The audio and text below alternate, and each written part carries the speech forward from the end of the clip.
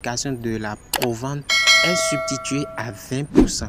Comme résultat obtenu, il a été constaté que les poulets de la bande 20% de substitution ont une croissance plus accélérée que les poulets de la bande 10% de substitution et 0% de substitution.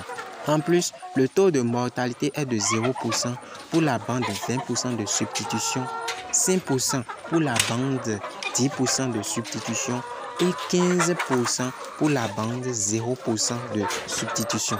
En effet, la raison pour laquelle le taux de mortalité est de 0% pour la bande 20% de substitution est que la feuille de Tridas purpurens est riche en flavonoïdes.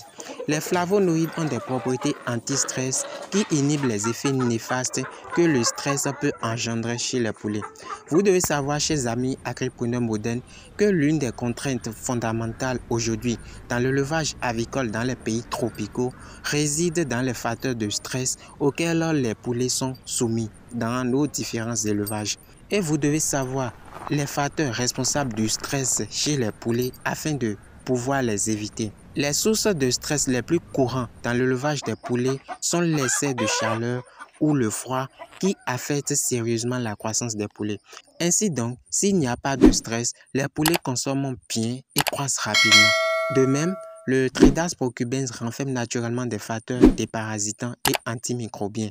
Et la présence de ces facteurs-là dans la ration alimentaire constitue une prédisposition favorable à la croissance des poulets qui ont ingéré l'aliment à base de cette plante-là. Maintenant, comment est-ce que vous pouvez fabriquer la poudre de Tridas purpurens? Vous allez d'abord collecter le Tridas purpurens dans un champ. C'est une herbe qui est beaucoup répandue en Afrique, principalement dans les champs cultivés. Et cette plante-là aime les premières pluies. Donc, vous allez généralement rencontrer cette herbe-là dans le mois allant d'avril vers mai. Une fois collectée, vous séchez les plantes à l'ombre pendant 14 jours. Après séchage, vous allez rendre le matériel végétal là en poudre à l'aide d'un moulin. Puis maintenant, vous allez mélanger cette poudre-là avec les différents ingrédients qui vont entrer dans la fabrication de votre provente.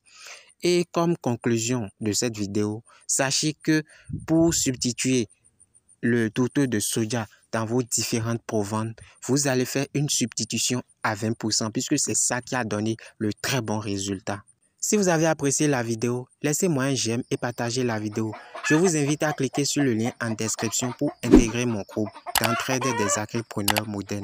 C'est un groupe qui est ouvert uniquement dans les week-ends et c'est un groupe dans lequel vous pouvez poser toutes vos questions et avoir des réponses.